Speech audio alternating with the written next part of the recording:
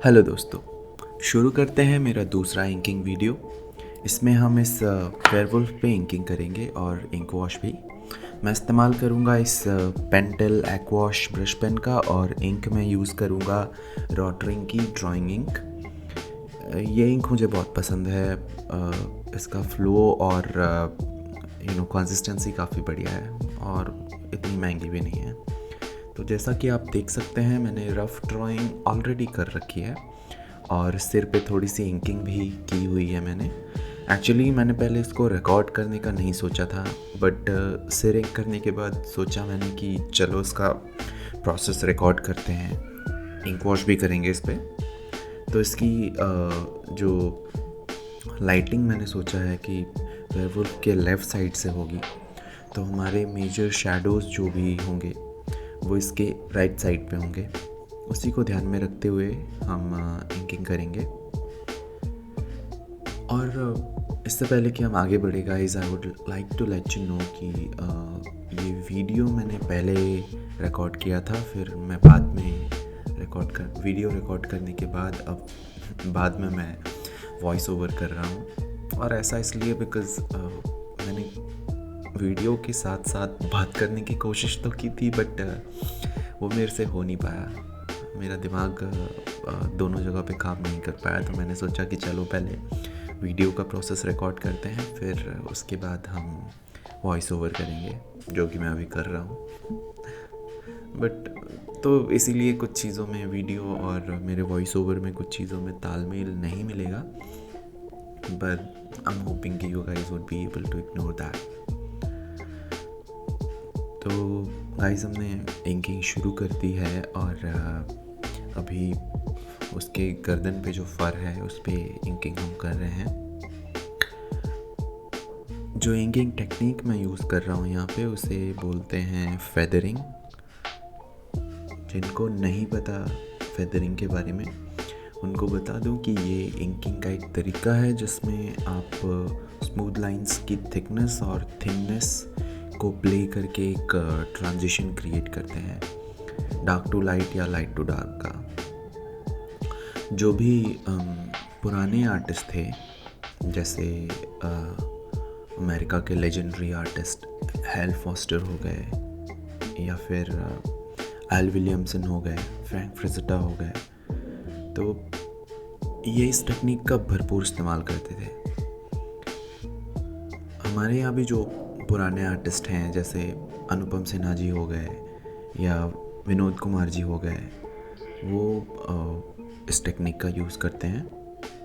ये स्टाइल, ये टेक्निक काफ़ी स्मूथ और फ्लोई है।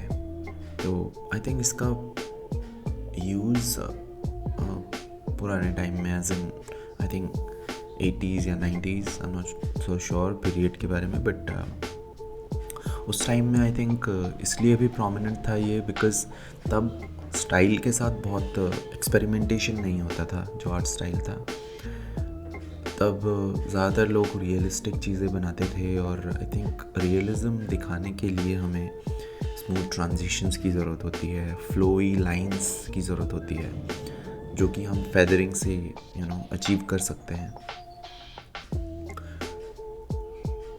और आई फील कि ये एक बहुत ही खूबसूरत तरीका भी है इंक करने का। मैं पर्सनली इसका यूज़ नहीं करता, मतलब कुछ स्पेशल ओकेजन्स के अलावा बात कर रहा हूँ। जैसे यहाँ पे फ़र है तो यहाँ यूज़ कर रहा हूँ, बट अपने फिगर ड्राइंग्स में मैं जनरली जो कॉमिक्स का काम करता हूँ उसमें आई डोंट थिंक मैं फेदरिंग करता हूँ। आई थिंक मैं क्रॉस हैचिंग करता हूँ, और हाँ, आई थिंक मैं हैचिंग ज़्यादा करता हूँ। बट एनीवे, हम इस पे आते हैं हमारे वेयरवुल्फ पे। तो गर्दन का जो फर है, as you can see, is almost done. अब इसके बाद मैं जो कॉन्टोर लाइंस हैं, जो आउटलाइंस हैं, उनमें काम करूँगा। और आई थिंक कॉन्टोर लाइंस से शुरुआत करना इंकिंग में थोड़ा वो रहता है, आइडियल रहता है, बिकॉज़ फिर आपको एक फॉर्म का अच्छा खासा अंदाज़ा हो जाता है। फिर उसके बाद एक ही काम बचता है जो कि यू नो है कि आपको फिलिंग करनी होती है। जहाँ पे ब्लैक्स होंगे वहाँ पे आपको फिलिंग करनी होगी, which is not that big of a deal. तो अभी आप देख सकते हैं कि मैं कॉन्टोर्स पे इंकिंग कर रहा हूँ, और मैंने दिमाग में ये बैठा रखा है कि हाँ, यहाँ पे फर हैं तो कॉन्टोर्स भी उस फर के अकॉर्डिंग ही होंगे। चेस्ट पे भी काफ़ी फर हैं इसके, और अभी मैं बना रहा हूँ चेस्ट के hair. As you can see, तो चेस्ट पे इंकिंग चल रही है। इसके बारे में मैं एक बात आपको बताना चाहूँगा। ये चेस्ट हेयर मैंने बनाना first time I think notice किया था ओलिवियर कॉइपेल के आर्ट में।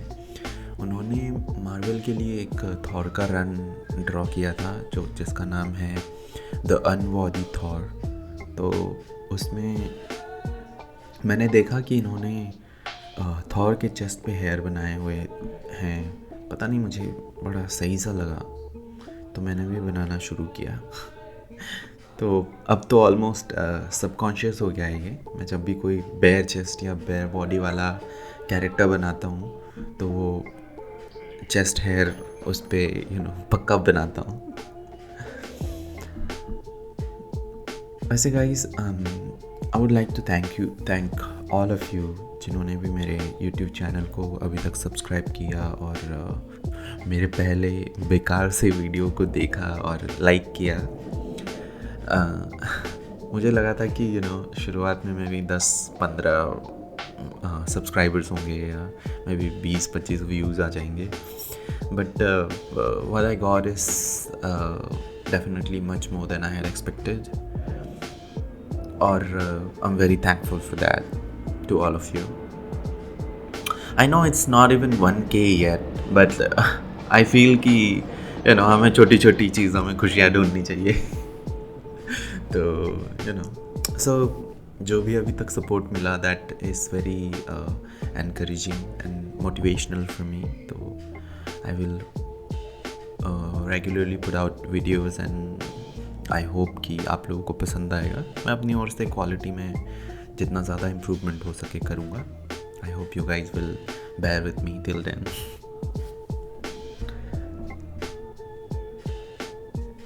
तो अभी इसके पंजे पे काम चल रहा है। एज यू कैन सी, मैं लाइटिंग जो हमने लाइट सोर्स डिसाइड किया था उस पर ध्यान दे के ही कर रहा हूँ। जो भी शेड्स वगैरह डाल रहा हूँ मैं, आई थिंक इंकिंग में बहुत ज़रूरी है कि हम लाइट सोर्स को डिटरमाइन करके रखें और उसी के हिसाब से चीज़ें करें। अदरवाइज़ जो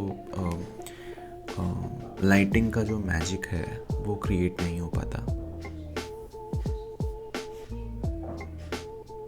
not just inking, I feel art के हर एस्पेक्ट में, या तो आप पेंटिंग कर रहे हो या फिर ड्राइंग कर रहे हो, I think lighting plays a major role.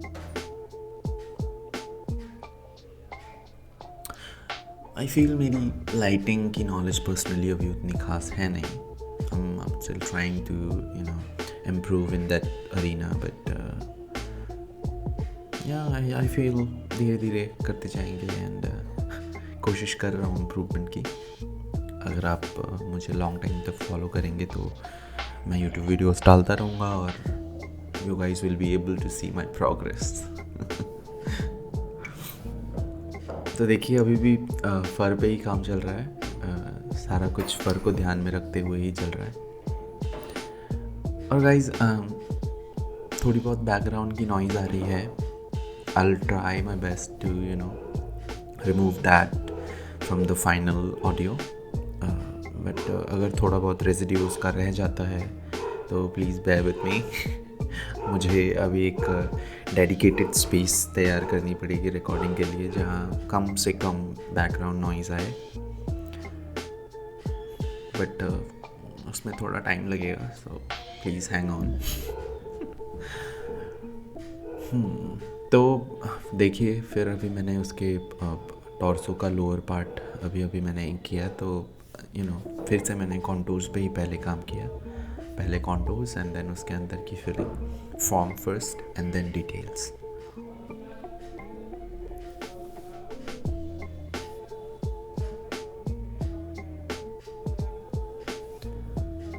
I think मेरे काम में एक और ट्रोप है जो आप देख पाएंगे कॉमनली। मैं बिना ध्यान दिए ही मेरे कैरेक्टर्स की नाभि बना देता हूँ। कोई भी अगर मैं बेयर बॉडी वाला कैरेक्टर बना रहा होता हूँ तो पता नहीं मेरे से वो अनजाने में ही बन जाता है। I don't know why. I don't know बाकी के जो आर्टिस्ट हैं वो बनाते हैं या नहीं, मैंने ध्यान नहीं दिया अब तक, बट मैं पक्का बनाता हूँ। तो नेक्स्ट टाइम आपको अगर मेरा काम रिकॉग्नाइज करना हो तो आप चेस्ट और नाभि ज़रूर चेक कीजिएगा।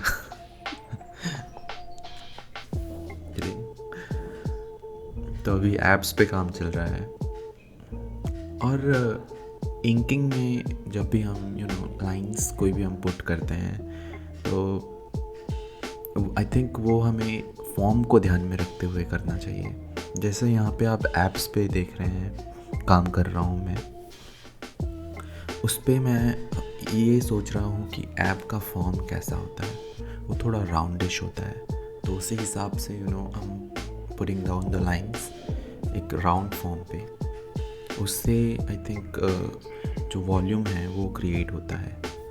जैसे आप देख सकते हैं कि अभी उसका जो रिब केज है, लोअर रिब केज, उस पर मैं काम कर रहा हूँ, तो उस पर भी मैं फॉर्म को ध्यान में रखते हुए ही ये जो भी शेड्स हैं, जो भी लाइंस है वो पुट कर रहा हूँ, ताकि ज़्यादा से ज़्यादा वॉल्यूम का 3Dनेस का फील आए। तो चूँकि हमारा जो लाइट सोर्स है वो लेफ़्ट से है, इसीलिए राइट पे मैंने ज़्यादा डार्क पैचेस किए हैं, आप देख सकते हैं। लोअर टॉर्सो की बात कर रहा हूँ। और एब्स पे भी उसी हिसाब से जो ब्लैक्स हैं वो स्पॉट्स डाले जा रहे हैं।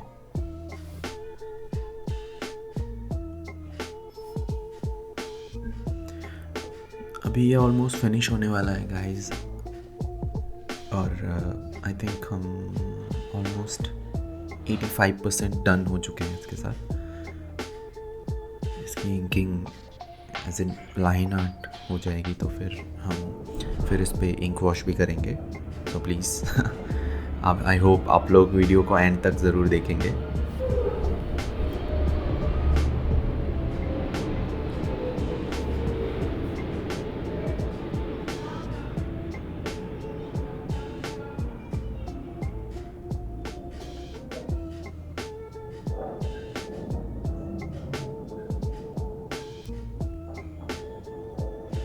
एब्स भी ऑलमोस्ट अब बन चुकी हैं, और देखिए मैंने बोला था ना मैं नाभि ज़रूर बनाता हूँ, तो ये रही नाभि आ गई। अब इस पे फर पे थोड़ा सा और काम चल रहा है।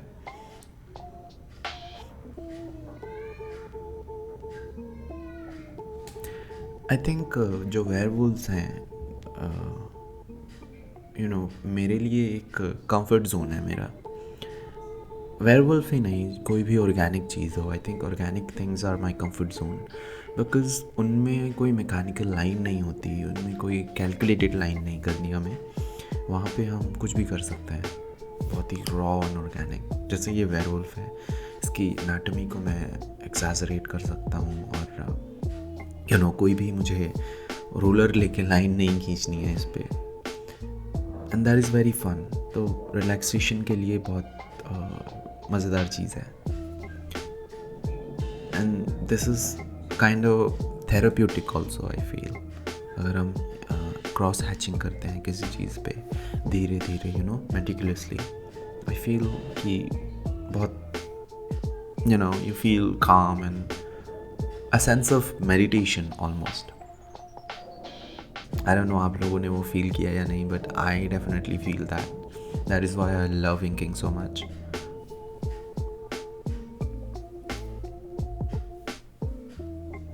तो हमारी इंकिंग ऑलमोस्ट हो गई है, बस टॉर्सो उस तरफ का थोड़ा सा रह गया था। आई थिंक उसकी वॉल्यूम इतनी नहीं आ रही थी, तो मैंने थोड़ा ऐड कर दिया।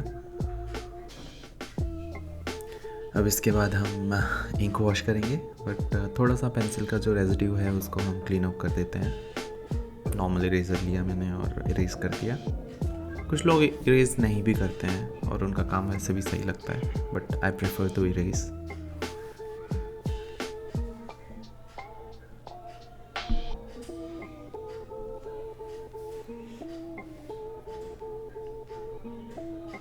तो अब शुरू करते हैं इस पे ink wash guys. Ink wash के लिए मैं इस ब्रश का यूज़ करूँगा। ये ब्रश स्ट्रोक का वाटर कलर ब्रश है, आपको अमेज़ॉन पे मिल जाएगा आराम से, वेरी चीप। तो इस पे भी हम लाइटिंग का ध्यान रखेंगे और लेफ़्ट साइड से लाइट आ रही है तो राइट साइड में ज़्यादा वो होंगे, टोन्स होंगे, डार्क टोन्स। ये मेरा पैलेट है बहुत गंदा हो रखा है बिकॉज़ मैं इसका काफ़ी इस्तेमाल करता रहता हूँ। तो इंक को हमने डाइल्यूट किया एक बहुत ही लाइट टोन लेके पानी में ला के, और इंक मैं सेम वही यूज़ कर रहा हूँ, रॉ इंक की ड्राइंग इंक। तो हम एक फ्लैट टोन इस पर पहले करेंगे जो कि लाइट होगा। इंक वॉश को हम वाटर कलर की तरह अप्रोच करते हैं, मतलब लाइट टू डार्क।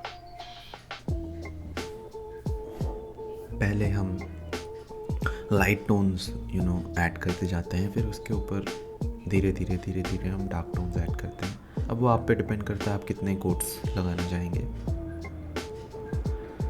और जहाँ पे आपको लगता है कि हाइलाइट्स होनी चाहिए तो वहाँ पे आप वाइट छोड़ सकते हैं। जैसे यहाँ पे आप देख सकते हैं कुछ जगहों पे मैंने वाइट छोड़ा हुआ है, हालांकि जो इसकी लोअर टॉर्सो पे मैंने वाइट छोड़े हुए हैं, मैं उनको बाद में कवर अप कर देता हूँ बिकॉज़ वो उतना सेंस नहीं बना रहे थे तो क्योंकि वहाँ पे हाइलाइट्स क्यों होंगे, राइट? हाईलाइट तो हमारे लेफ़्ट साइड में होने चाहिए because that is the area which will catch the most light. इसमें एक और चीज़ का हमें ये भी ध्यान रखना चाहिए आई थिंक कि हमें रिज़ल्ट कैसा चाहिए, उसी हिसाब से हम कितने गीले पेपर में काम करेंगे, कितने इंक वॉश को सूखने देंगे या नहीं दूसरा कोट डालने से पहले। But I am kind of very impatient in that case, मैं गीले पे ही कर देता हूँ और उसका खामियाजा मुझे बहुत बार भुगतना पड़ता है वाटर कलर्स में।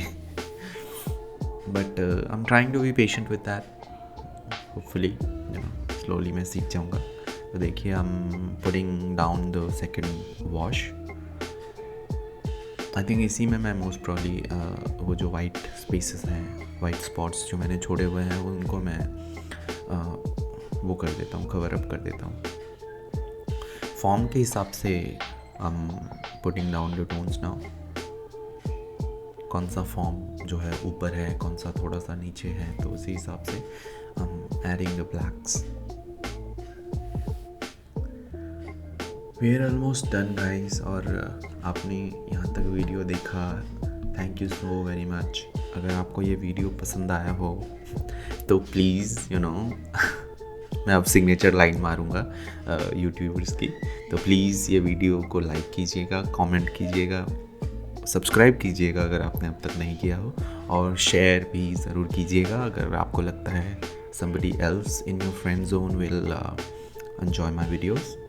Also you guys can please let me know अगर आपके कोई सजेशंस हैं इम्प्रूवमेंट को लेके या किस टाइप के वीडियोस में बनाऊँ उसको लेके, तो please do let me know and I'll definitely work on that. Yeah, so we are almost done guys. Thank you so much for watching, and I hope you will continue pouring in your support for my work. Thank you so much.